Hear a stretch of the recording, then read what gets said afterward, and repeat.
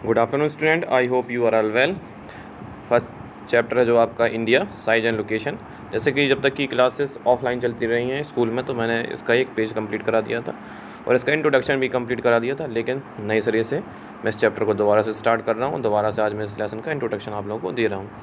देखिए, सबसे पहले आज अपने देश की चर्चा कर लें, इंडिया की, कि इसका नाम कैसे पड़ा। देखिए, हमारे देश का नाम भारत है, ठीक है। अगर आप प्राचीन काल से अब तक भारत को अनेक नामों से पुकारा जाता है।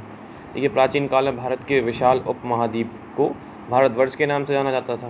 भारत का जो नामकरण है वो ऋग्वेद काल के प्रमुख जन भरत के नाम पर किया गया। देखिए, वायु पुराण में एक संदर्भ के अनुसार दुष्यंत और शकुंतला के पुत्र भरत के नाम पर हमारे देश का नाम भारत पड़ा।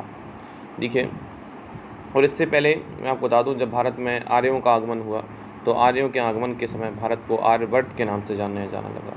और जो मेडिवल टाइम के जो राइटर्स थे, जो फारसी और अरबी में लिखा करते थे, ने इस देश का नाम हिंद या हिंदुस्तान रखा, जिसे आज हम हिंदुस्तान के नाम से भी जानते हैं। जब भारत में यूनानियों का आगमन हुआ तो यूनानी भाषा का एक शब्द इंडोई के नाम पे हमारे देश का नाम पड़ा इंडिया।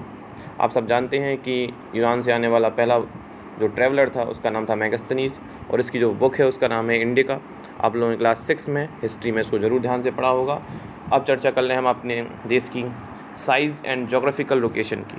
देखिए, इंडिया का कुल एरिया है वो है लगभग 32,87,263 स्क्वायर किलोमीटर, जो लगभग पूरी दुनिया का लगभग 2.4% है, ठीक है।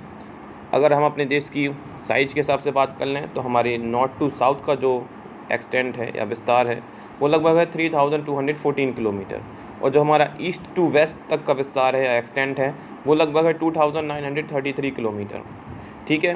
तो मैं आपको बता दूं, इनके जो हमारा नॉर्दर्न पॉइंट जो है वो स्टार्ट होता है हमारा कोल, एक छोटा सा विलेज है लद्दाख में। लद्दाख एक यूनियन टेरिटरी बन चुका है, पहले जम्मू कश्मीर का ही हिस्सा था। तो यहाँ पे लद्दाख स्टेट में एक छोटा सा रीजन आता है जिसका नाम है कोल। ये हमारा नॉर्दर्न पॉइंट है, और सदर्न पॉइंट हमारा कहलाता है इंदिरा पॉइंट, जो 2004 की सुनामी में डूब गया था। ये हमारा कहलाता है सदर्न मोस्ट पॉइंट। अब ईस्टर्न मोस्ट पॉइंट की बात करें तो ये आता है अरुणाचल प्रदेश में। अरुणाचल प्रदेश का एक छोटा सा कस्बा जिसका नाम है डोंग, ये ईस्टर्न मोस्ट पॉइंट है। और हम वेस्टर्न मोस्ट पॉइंट की बात कर लें तो ये है रण ऑफ कच्छ में, ठीक है। तो ईस्ट देखिए, अब हम टाइम जोन की बात कर लें। हमारा जो टाइम जोन है वो ग्रीनविच लाइन से लगभग 5 आवर्स 30 मिनट ज़्यादा है, ठीक है। लेकिन हमारे देश में जो टाइम जोन है वो IST के हिसाब से लेते हैं, जैसे कहते हैं इंडियन स्टैंडर्ड टाइम। लेकिन हमारे ईस्टर्न और वेस्टर्न दोनों रीजन के टाइम का अगर डिफरेंस निकाले वो लगभग 2 आवर्स का डिफरेंस निकलता है। तो हमारे देश की गवर्नमेंट ने लोगों के बीच में टाइम का कन्फ्यूज़न ना हो, इसलिए हम लोगों ने एक टाइम जोन को फिक्स कर लिया, जैसे कहते हैं IST, इंडियन स्टैंडर्ड टाइम। देखिए, हम अपने देश की लगभग जो हमारी लैंड बॉर्डर है उसकी चर्चा कर लें, वो कितना है, वो लगभग है 15,106 किलोमीटर। और जो हमारा कोस्टल लाइन, जो हमारा कोस्टल रीजन वाला बॉर्डर है वो लगभग है 15,200 किलोमीटर। और जो हमारा इंडिया है, हम सब जानते हैं कि हम किस कॉन्टिनेंट में आते हैं, हम एशिया कॉन्टिनेंट में आते हैं। हम एशिया कॉन्टिनेंट के साउथ वाले में हिस्से हिस्से में आते हैं, ठीक है। और हमारा जो देश है, पॉपुलेशन की बात अगर हम चर्चा करें तो पॉपुलेशन में हम 2nd नंबर पे आते हैं। अगर हम एरिया में चर्चा करें तो हम दुनिया के 7वें नंबर के सबसे बड़े देश हैं। देखिए, मैं आपको बता दूं कि हमारे इंडिया में लगभग 28 स्टेट हैं और 8 यूनियन टेरिटरीज़ हैं। और क्योंकि हमारे इंडिया में नेक्स्ट 2019 में 2 नए यूनियन टेरिटरी बनाए गए थे, जम्मू कश्मीर एंड लद्दाख। तो इस प्रकार यूनियन टेरिटरी की कुछ नंबर्स आप समझते होंगे कि 9 होना चाहिए, लेकिन वो जाके मैंने आपसे कहा वो 8 हैं, क्योंकि दमन और दीव दादर और नगर हवेली को एक साथ मर्ज कर दिया गया है, दोनों स्टेट को एक साथ कंबाइन कर दिया गया है। तो इसलिए कुल मिलाकर लगभग 8 यूनियन टेरिटरीज़ हमारे देश में हैं। तो 28 स्टेट और 8 यूनियन टेरिटरीज़ हमारे देश में है। देखिए, और हमारे जो देश है वो लगभग कुछ पड़ोसी देशों से घिरा हुआ है, और हमारे जो पड़ोसी देश हैं वो आप लोगों को सबसे पहले पता होने चाहिए कौन कौन से हमारे पड़ोसी देश हैं। तो देखिए अगर हम शुरुआत करें तो हम ईस्टर्न वेस्ट पॉइंट से शुरुआत करेंगे, अफ़गानिस्तान, पाकिस्तान, फिर हम आते हैं नॉर्दर्न पॉइंट में, चाइना, नेपाल, भूटान, म्यांमार, बांग्लादेश, और बेटा 2 कंट्रीज़ के साथ हम कुछ जो हम बॉर्डर वाला जो बॉर्डर है कह सकते हैं आप, जो हम लैंड बाउंड्री तो शेयर नहीं करते हैं लेकिन हम वाटर बाउंड्री जरूर शेयर करते हैं 2 देशों के साथ में, वो है श्रीलंका और मालदीव। ठीक है, श्रीलंका जो है वो पूरा चारों तरफ से इंडियन ओशन से घिरा हुआ है। ठीक है, एक आइलैंड कंट्री है। मालदीव भी इंडियन ओशन से घिरा हुआ है, ये भी एक आइलैंड कंट्री है। ठीक है, मैं ये करके जितनी भी हमारे पड़ोसी देश हैं उन सबकी मैं आपको कैपिटल बता दूँ, उन देशों के बारे में थोड़ा थोड़ा बता दूँ।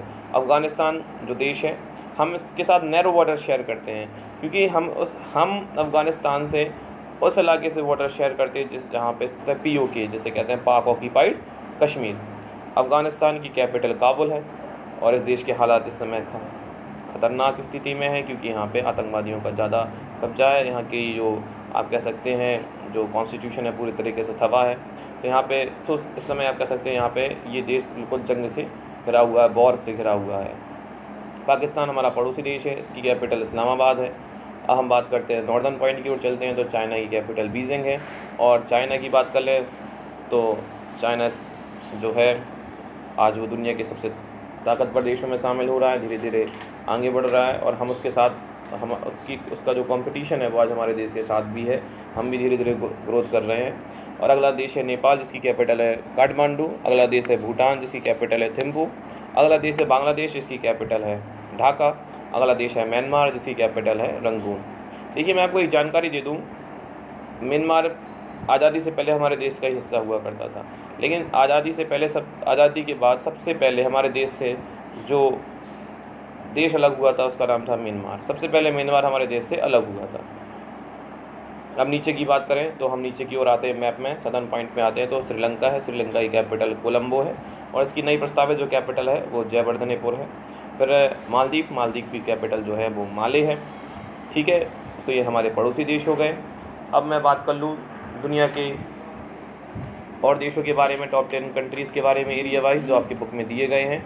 तो पूरी दुनिया में बेटा आपकी बुक में तो 7 थे, लेकिन मैंने क्लास में लगभग 10 कराए थे। देखिए एरिया के हिसाब से दुनिया का सबसे बड़ा देश है वो रशिया है। रशिया जो है वो यूरोप कॉन्टिनेंट में आता है, लेकिन रशिया का कुछ हिस्सा जो है लगभग 18% के आसपास का जो हिस्सा है वो एशिया में भी आता है, तो उसको हम मिलाकर कह सकते हैं Eurasia. Canada north America continent में आता है और इसकी कैपिटल जो है ओटावा है। फिर 3rd नंबर पे USA, जिसकी कैपिटल वाशिंगटन DC है। फिर 4th नंबर पे आता है चाइना, हमारा पड़ोसी देश, कैपिटल बीजिंग है और पूरी दुनिया में पॉपुलेशन वाइज में इसका 1st नंबर आता है। 6th नंबर पे आता है ब्राज़ील, कैपिटल इसकी ब्राज़ीलिया है और ये साउथ अमेरिका कॉन्टिनेंट में आता है। 6th नंबर पे आता है ऑस्ट्रेलिया, कैपिटल इसकी कैनबरा है, ये ऑस्ट्रेलिया कॉन्टिनेंट में आता है। अब 7th नंबर पे हमारा देश इंडिया आता है, कैपिटल न्यू दिल्ली है, एशिया कॉन्टिनेंट में आता है और पॉपुलेशन वाइज हम 2nd नंबर पे आते हैं। 8th नंबर पे आता है बेटा अर्जेंटीना, जो साउथ अमेरिका कॉन्टिनेंट में आता है, कैपिटल इसकी ब्यूनस आयरस है। और 9 नंबर पे आता है कजाकिस्तान, कैपिटल इसकी नूर सुल्तान है, ये सेंट्रल एशिया में आता है, कहें तो एशिया कॉन्टिनेंट में ही आता है। फिर 10 नंबर पे आता है अल्जीरिया की जो कैपिटल है अल्जीरियस है और ये अफ्रीका कॉन्टिनेंट में आता है। अब मैं कॉन्टिनेंट वाइज आपको पूरी अलग अलग कॉन्टिनेंट्स वाइज से कैटेगराइज कर दूँ तो हर एक कॉन्टिनेंट का सबसे बड़ा देश मैं आपको बताता हूँ। देखिए यूरोप कॉन्टिनेंट का सबसे बड़ा देश है आपका रशिया और नॉर्थ अमेरिका कॉन्टिनेंट का सबसे बड़ा देश है कनाडा। एशिया कॉन्टिनेंट का जो सबसे बड़ा देश है वो है चाइना। साउथ अमेरिका कॉन्टिनेंट का जो सबसे बड़ा देश है वो है ब्राज़ील और अफ्रीका कॉन्टिनेंट का जो सबसे बड़ा देश है वो है अल्जीरिया जो है अफ्रीका कॉन्टिनेंट के नॉर्थ हिस्से में आता है, नॉर्दर्न पार्ट में आता है। वैसे जैसे हम इंडिया है तो इंडिया जो है एशिया कॉन्टिनेंट के लगभग सदर्न पॉइंट में आता है। तो अभी आप लोगों का इंट्रोडक्शन जो है अभी वो पूरा नहीं हुआ है, बाकी जो मैं आपको कुछ चीज़ें हैं वो नेक्स्ट वीडियो में आपको बताऊंगा। Thank you.